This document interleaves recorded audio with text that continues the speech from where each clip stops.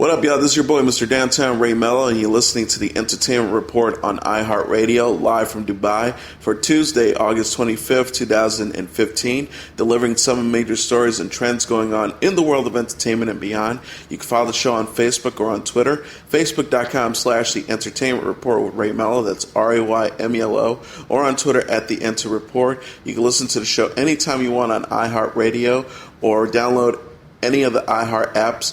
Search for the Entertainment Report, and it'll take you to the page.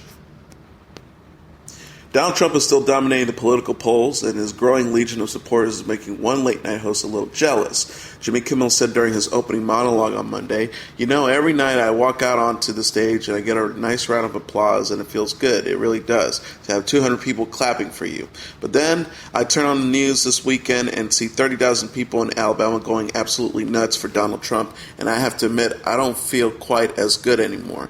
I feel cheap," he confessed. Donald Trump had a rally at a football stadium in Mobile, Alabama this weekend. They were originally planning to have it in a hotel ballroom, and then it got too big for the ballroom, so they moved it to a convention center, Kimmel said. And then it got too big for the convention center, so they moved it to a football stadium. Jimmy Kimmel Live host concluded, apparently the strategy of saying whatever crazy things pops into your head is really paying off. Even Trump was surprised by the huge turnout on Friday. The real estate mogul said from the podium at the Ladd Peebles Stadium, "We've got an amazing reception," pointing to the rafters behind him. "Has this been crazy? Man." Trump has been the target of countless late-night jokes since he announced he was running for president, with Kimmel doing everything from mocking his Make America Great Again hat to having Josh Groban saying Trump tweets. Kimmel said in his latest rant, 6 months ago, this guy was sitting in a fake TV boardroom firing Lorenzo Lamas because he refused to choose between Brandi Glanville and Vivica A. Fox. Now he's filling football stadiums with people who think Jesus sent him. After his chair-slamming appearance at WWE SummerSlam Sunday, Jon Stewart was back in the ring for Monday Night Raw the following night. The former Daily Show host learned the hard way that even every action has a reaction when WWE superstar John Cena delivered a painful payback for smashing him with a steel chair the night before by body slamming Stewart to the ground. Back at the Barclays Center in Brooklyn, New York on Monday, Stewart promised to explain why he went after Cena during Sunday's SummerSlam, going from host to participant to help former nemesis Seth Rollins secure the World Heavyweight title. He told the sellout crowd, "Apparently last night I upset some people. Of course, some people were happy, but for those individuals who had to comfort their children, tell them who the little mean old man was, I will tell you why. It was not in any way to help Seth Rollins maintain the world championship. It was not to help the authority because it's best for business. It was because in my heart I cannot let the great Ric Flair 16 championship record be broken because in my mind the champ is Flair," he proclaimed. Stewart erupted like an excited kid as the WWE legend made a majestic return to the ring, but then Flair delivered a crushing blow. "I really appreciate what you were thinking last night, but to be honest with you, I was pulling for John Cena," Flair told him before accusing Stewart of messing up everything. Stewart desperately claimed, "I was saving the streak." The 52-year-old Comedy Central host wasn't nearly as cocky when Cena dived the ring. "You and me gotta talk," he told Stewart. Stewart groveled, "I didn't think it through. You seem upset." Cena was not taking his apology, however. "This is not a comedy show. You have got punchlines, and I've got punchlines too. I'll punch you," he threatened before picking up Stewart, holding him above his head, and smashing him to the ground. The satirical comedian and diehard WWE fan laid flat on the mat as the commentator screamed, "Down goes Stewart," before he had to be helped out of the arena. Kevin Bacon will be channeling Jimmy Stewart in a stage version of the classic crime story Rear Window to play this fall at Connecticut's Hartford Stage. Tony winner Darko Trensjak, who directed A Gentleman's Guide to Love and Murder, will direct the production, which will run from October 22nd to November 15th. Keith Ridden adapted the play from Cornwall Woolridge's short story, which was also the basis for Alfred Hitchcock's classic 1954 thriller, starring Stewart as a man confined to his big city apartment who thinks he may have witnessed a murder by his cross-the-courtyard neighbor. The stage version of Rear Window is presented by special arrangements with producer Charles Lyons, Jay Russell, and Jeff Steen. Bacon, a Golden Globe winner for the 2009 HBO movie Taking Chance, has starred in movies such as A Few Good Men, Apollo 13, Footloose, JFK, and next month's Black Mass opposite Johnny Depp. He recently wrapped 2 seasons of Fox's thriller series The Following. He has appeared on Broadway twice in Slab Boys in 1983 and An Almost Holy Picture in 2002. Ben Higgins has been named the star of the upcoming season of ABC's The Bachelor. His identity was revealed Monday night on After Paradise, the after show that follows summer spinoff The Bachelor in Paradise. Higgins from Winona Lake, Indiana, was one of the suitors who came up short in pursuit of star Caitlin Bristow's love on the recent 11th season of The Bachelorette. Higgins said during his After Paradise introduction, "I'm ready to start sharing my life with somebody." Comic Amy Schumer called in to the show to warn Higgins, "Don't do it." She did encourage him to find love and then send some my way. Schumer had also asked Higgins, 26, if he wanted to have phone sex with her.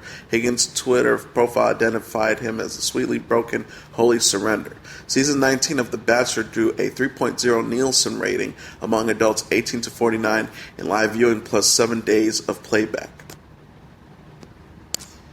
Jackass star Steve-O has been charged with 5 misdemeanors in connection with his crane-climbing animal rights protest earlier this month, the Los Angeles City Attorney's Office announced Monday. The actor and stuntman face charges of creating a false emergency, use of unregistered fireworks, storing possession of fireworks without permit, and trespassing, according to City News Service. The city attorney's office will also seek restitution. Spokesman Frank Mateljan said city prosecutors were working with police and fire departments and the owner of the construction site to determine the exact amount. Steve-O, real name Stephen Glover, was arrested August 9th in Los Angeles after climbing a 100-foot crane over Sunset Boulevard with an inflatable whale in protest of SeaWorld. He had previously teased the stunt on his official Instagram account when he posted a picture of himself with the inflatable whale. He wrote, "This is a chamois. We're going to do a big, dangerous stunt tomorrow in Los Angeles that will probably get me in a lot of trouble, and you can watch it happen at 7 p.m. Pacific Standard Time via a live stream on my Facebook page." Once he reached the top, Steve-O inflated the whale, which had the words "SeaWorld sucks" written on the sides. He also lit fireworks from the top of the crane, which sparked the majority of the charges. Shortly after, he was arrested and police blasted the stunt, calling it a massive waste of officers and firefighters' time. He was previously cited in December for adding the word "sucks" to a freeway sign for SeaWorld outside San Diego. SeaWorld has faced mounting criticism since the 2013 release of the documentary Blackfish, which claims the aquatic park is mistreating their killer whales by keeping them isolated in their tanks, a practice that may be driving them to attack park employees. If convicted of all charges, Glover faces up to 4.5 years in jail and up to $4,500 in fines. He's scheduled to appear in court August 31st. IndyCar driver Justin Wilson died Monday after suffering a severe head injury when debris from a crash struck him in the closing laps of Sunday's race at Pocono Raceway in Long Pond, Pennsylvania. Mark Miles, CEO of the parent company of IndyCar, confirmed Wilson's death Monday evening, according to CNN. The crash occurred with 21 laps to go when race leader Sage Karim spun in turn 1 and debris flew from his car. It is believed that Wilson was then knocked unconscious, causing him to veer off course and collide head-on with the inside wall. After the accident Sunday, Wilson was airlifted to nearby Lehigh Valley Health Network Cedar Crest Hospital, where he remained in a coma in critical condition. As news of his death spread, fellow driver Dana Patrick remembered Wilson on Twitter, calling it a sad day. She tweeted, "Wow, what a sad day. At Justin_Wilson was a good man, a great man. I had the pleasure of knowing him and pray for his family." Wilson, 37, was a native of Sheffield, England. He had 7 victories in a 12-year career in U.S.-based open-wheel circuit. He's survived by his wife Julia and children Jane and Jessica.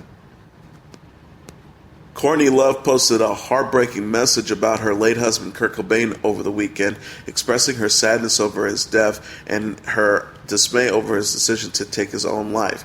Days after the 23rd birthday of their daughter on August 18th, Frances Bean Cobain, Hole singer Love posted a photo of her and Cobain in bed with their infant child on Facebook and Instagram. She wrote, "Make me feel so sad. Our baby is all grown up." Love wrote in the caption for the photo, "Jesus, Kurt, look at her face. What on earth were you thinking?" The caption ended with a more tempered message to Cobain. "God, I miss you. We all miss you," Love wrote. Nirvana frontman Cobain was found dead in his Seattle home on April 8, 1994, of a self-inflicted gunshot wound, though various conspiracy theories over the ensuing 2 decades have suggested that there was foul play. He was 27 at the time of his death. There's a change at the helm of Fox's comedy The Grinder. Veteran showrunner Greg Mullins has exited the freshman comedy starring Rob Lowe and Fred Savage. The Hollywood Reporter has learned a replacement has not yet been named, though that should happen soon. Sources indicate that Mullins' departure is related to slight creative differences about the slight camera comedy about a famous TV lawyer who returns home after his hit show is canceled and joins his family's law firm. Mullins, who has an overall deal with producers 20th Century Fox Television, boarded The Grinder following the pilot after NBC released him from half-hour Take It From Us, which did not move forward. The Grinder was created by Andrew Mogul and Jared Paul, who wrote Fox's animated comedy Alan Gregory. The duo executive produced alongside frequent collaborators Nicholas Stoller and Jake Cassand, who directed the pilot and is very involved in the show's production. Mullins was brought in to help Mogul and Paul. Insiders say there may have been too many voices contributing to The Grinder's creative differences, prompting Mullins' departure. Mullins will now focus on the development. The Grinder is the 4th freshman show to see a change at the top. On Friday, NBC's Chicago Med parted ways with showrunners Andrew Detman following creative differences. ABC's The Catch, as well as Blood and Oil, made leadership changes as the creative direction of both dramas also shifted. Mullins' credit includes Ground Floor, Bad Teacher, How I Met Your Mother, and Friends, among others. Lisa Bonet, who co-starred alongside Bill Cosby on the NBC sitcom The Cosby Show, is appalled by her former TV dad in light of recent allegations against him, according to her real-life daughter Zoe Kravitz. Dope actress Kravitz revealed in an interview published Thursday in The Guardian that Bonet tends to keep her mouth shut regarding the scandal. Kravitz said she really hasn't talked. She pleaded the fifth even to me. I think she's just staying out of it. She's just as disgusted and concerned as everyone else is, but I don't think she has any insight. It's news to her as well. More than 40 women have allegedly said that they were drugged, sexually assaulted, or sexually harassed by Cosby decades ago. The 78-year-old comedian has denied all claims through his lawyer, but still battles an ongoing criminal investigation by the LAPD. Cosby has not been charged. On the 6-time Emmy Award-winning show, Bonet, at the age of 17, began playing the role of Denise Huxtable, the daughter of Cosby's character, Dr. Cliff Huxtable. Bonet and her then-husband, Lenny Kravitz, welcomed their first child in 1988, Zoe. Kravitz said she understands why people might assume her mother has inside information. She says, of course, she was on the show for a long time. She's also a beautiful woman. It makes people wonder. Cosby and Bonet shared tension on the set back in the 80s and early 90s. According to The Guardian, Cosby was apparently critical of Bonet's marriage, pregnancy, and selection of acting roles, including her part in the horror film Angel Heart, in which she shared a naked sex scene with Mickey Rourke. But Kravitz denied that her mother is hiding anything to her knowledge. Kravitz continued, she's a very straightforward person. If there was something she felt the world needed to know that would help this case and help any women who have been abused, she would say something. While Bonet is, for the most part, keeping her opinion to herself, other Cosby Show co-stars have broke their silence. One former guest actress on the show, Eden Trier, came forward earlier this month. Trier accused Cosby of sexually assaulting her in a locked dressing room during a taping of the show back in 1989. Joseph C. Phillips, who played Cosby's son-in-law, Martin Kendall, on The Cosby Show, says he believes the rape allegations against Cosby are true. In July, Phillips published a blog post titled, "Of Course Bill Cosby is Guilty," in which he asserts that he never witnessed Cosby drug women, but affirms it was common knowledge that Bill played around. Meanwhile, Felicia Rashad, who played Heathcliff's wife Claire and co-starred with Cosby on CBS's Cosby, has defended the actor, referring to the response to the allegations as declaration in the media of guilt without proof. As for the latest on the case, Cosby will answer questions under oath this October as court ordered by the Los Angeles County Superior Court judge. He is set to give a disposition on August 9th regarding the lawsuit brought by 56-year-old accuser Judy Half, who alleges that the actor sexually assaulted her at the Playboy Mansion in the 1970s.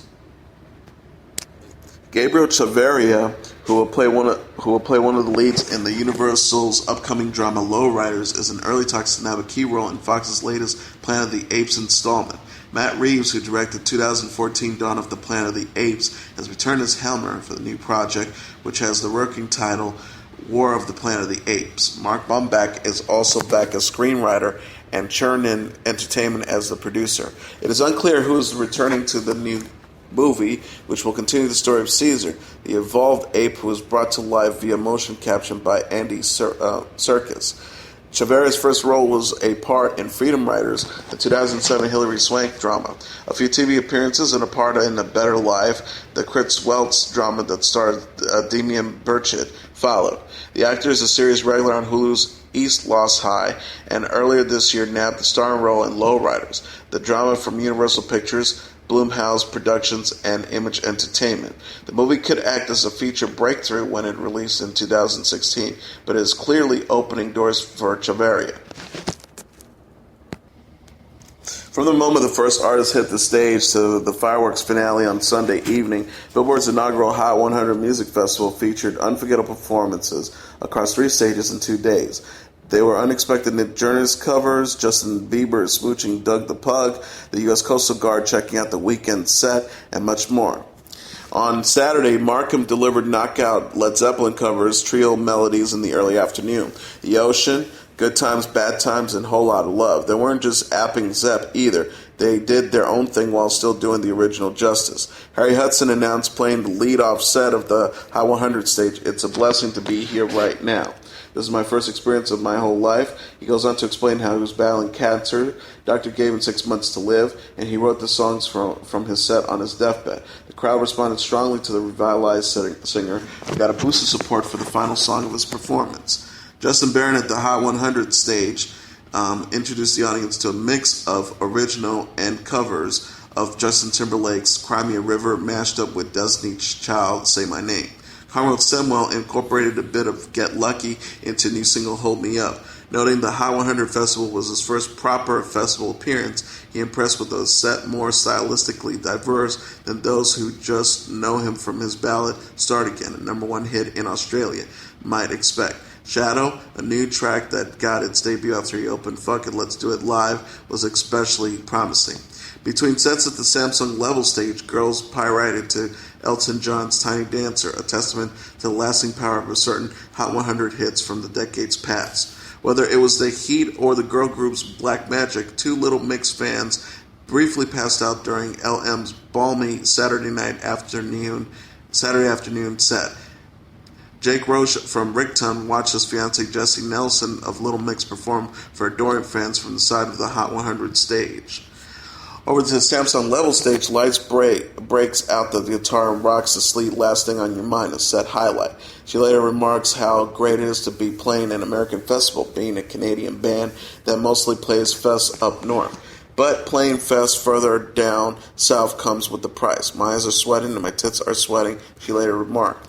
After delighting the audience with Castle and Hold Me Down, Halsey introduced herself to the crowd. In case you have no idea who the fuck I am, my name is Halsey. The singer then wanted to help everyone cool down. Those cameras looking expensive, I like to move them if I were you, she said to the photographers in the pit before taking 2 sips of water and throwing her bottle into the crowd. So Carrie said, following her beach stage set, Billboard Hot 100 blew me away. The afternoon crowd soaked up the sounds of one of the few dance artists of the day who played a remix of Puff Daddy's I'll Be Missing You in its official remix of Maroon 5 Sugar. When I saw my set time, I figured people who wanted to dance would eventually find their way. New York trap artists Party Thieves get the beach stage crowd started early, dropping 808 hard hitters with casual ease. Fetty Wap's My Way drew some cheeriest crowds from those assembled. He crowed, New York, I know I'm going to be hard early, but I don't really care. The Faint took to the Samsung Level stage, but one last gear adjusted was needed. Cue Toto's Africa from a very unexpected audio placeholder. They opened their set a couple minutes later with The Geeks Were Right. Later they kicked out their fiery agenda suicide to a stammering of raise of hands. Jason Derulo demonstrated his dance moves are the finest at the Billboard Hot 100. He also demonstrated his fashion is completely on point with his matching red jacket and sparkling red shoes. But thanks to the heat, the jacket doesn't stay on for long, and much to the delight of his fans, neither does the white shirt before the set is over. Chatting backstage, Natalie LaRose said that her current tour in support of Fifth Harmony is going great and that the 5 Harmony girls are the absolute nicest. The Somebody singer is also excited about the Around the World, her recent released single with fellow Hot 100 performer Fetty Wap. I have to see Wheezy, a teenage girl, shriek exasperatingly while trying to convince security to let her into the pit of Lil Wayne's set, perhaps because her high-volume passion security relented. Betty Who cracked up laughing while singing Dreaming About You at the beach stage and explained why after she finishes the song, she has her friend Hannah checking out a photographer in the pit. She's always trying to get it. That's what I love about Hannah, who says with a smile. Lil Wayne grooves with his eyes closed standing backstage before going out to perform with girlfriend Christina Milian at the beef stage. Them other hosts tried, but none of them liked me, said Milian shortly after Wayne left the stage. A second Nick Jonas cover popped up on Saturday, and on the same stage, ZZ Ward did Chains, no less. It's Natalie LaRose doing a down-tempo bit of Jealous, and Around the World, even without Fetty Wap, got a great response. The Weeknd busts out his appropriately moody cover of Beyonce's Drunken Love and leaves the packed Nikon at Jones Beach Theater speechless. It seems the government is a big fan of The Weeknd too. During his last 2 songs, Can't Feel My Face in the Hills, a small boat of U.S. guards embezzled on the side pulled up right next to the stage. Are they there on official business? Who knows? But they were puttering around soaking in the final few songs before darting away. Skillrex wrecks the main stage with an ADD series of stellar festival cuts. The nicest guy in dance music can do no wrong. He's going wild for the night, but he's still polite. Justin Bieber takes the stage and notes it's been a long time since he's seen his fans, aside from a few surprising performances with newfound Skillrex. He has, it's been a while since I've done shows. You guys miss me? The screams, then Sura says yes. Bieber skateboard during his set and pulls off an ollie because why not? Justin Bieber takes off his shirt to the surprise of no one who follows his Instagram, but to the ear-splitting shrieks of thousands of fans. And now let's look back at what happened on this date in entertainment history. On this date in 1984, Truman Capote, the author of the pioneering true crime novel In Cold Blood, dies at the age of 59 in Los Angeles. In Cold Blood told the story of the 1959 murders of the Clutter family in Holcomb, Kansas. Richard Hickok and Perry Smith, 2 parolees from the Kansas State Penitentiary, decided to rob Herbert Clutter, a successful farmer, after hearing a rumor that he kept a cash-filled safe in his home. The 2 men arrived at the Clutter farmhouse on November 15, 1959. After they discovered there was no safe, they slit Herbert Clutter's throat and shot him in the head. Perry Smith then shot Clutter's wife, Bonnie, and his 2 teenage children, Nancy and Kenyon. Hickok and Smith were captured by police over a month later in Las Vegas. At the trial, they pleaded temporary insanity but were convicted and sentenced to death. Both men died by hanging on April 14, 1965, at the Kansas City Penitentiary in Lansing. After reading an article about the Clutter family, Truman Capote became interested in the case and traveled to Kansas with his childhood friend Harper Lee, who later wrote To Kill a Mockingbird. Capote, a flamboyant figure who first achieved literary fame at age 23 with his novel Other Voices, Other Rooms, and also wrote in the 1958 novella Breakfast at Tiffany's, painstakingly researched the case with assistance from Lee. Capote conducted a series of prison interviews with the killers that enabled him to get deep into their heads and describe events and conversations as if he had been present. In Cold Blood was originally serialized in the New Yorker and then published as a book form in 1965. Referred to Capote as a nonfiction novel, it became an international bestseller. Capote celebrated a celebrity soared, but he later battled drug and alcohol addictions. He died of liver disease in Los Angeles, the home of Joanna Carson, the 4th wife of talk show host Johnny Carson. Also on this date in 2001, R&B singer Aaliyah and 8 others were killed in a plane crash in the Bahamas after filming the music video for the single Rock the Boat. Aaliyah worked with record producers Timbaland and Missy Elliott for her second album, One in a Million. It sold 3.7 million copies in the United States and over 8 million copies worldwide. In 2000, Aaliyah appeared in her first film, Romeo Must Die. She contributed to the film's soundtrack, which spawned the single Try Again. The song topped the Billboard Hot 100 chart solely on airplay, making Aaliyah the first artist in Billboard history to achieve this goal. Try Again earned Aaliyah a Grammy Award nomination for Best Female R&B Vocalist. After completing Romeo Must Die, Aaliyah filmed her role in Queen of the Damned. She released her third and final album, Aaliyah, in July 2001. The pilot, Luis Morales III, was unlicensed at the time of the accident and had traces of cocaine and alcohol in his system. Aaliyah's family later filed a wrongful death lawsuit against Black Hawk International Airways, which was settled out of court. Aaliyah's music has continued to achieve commercial success with several posthumous releases. Aaliyah has sold 52 million records worldwide. She has been credited for helping redefine contemporary R&B and hip-hop, earning her the nicknames Princess of R&B and Queen of Urban Pop. She is listed by Billboard as the 10th most successful female R&B artist of the past 25 years and the 27th most successful R&B artist in history. And as your entertainment report for Tuesday, August 25th, 2015, I'm your host, Mr. Downtown Ray Mello. I'll be back tomorrow to deliver some major stories and trends going on in the world of entertainment and beyond. You can follow the show on Facebook or on Twitter, facebook.com/The Entertainment Report with Ray Mello. That's RAYMELO. Or on Twitter at The Enter Report. You can listen to this episode or any previous episodes of The Entertainment Report anytime you want on iHeartRadio. Just go to iHeart.com or go to your iHeart app, search for The Entertainment Report, and it'll take you to the page. Good night, and God bless you all.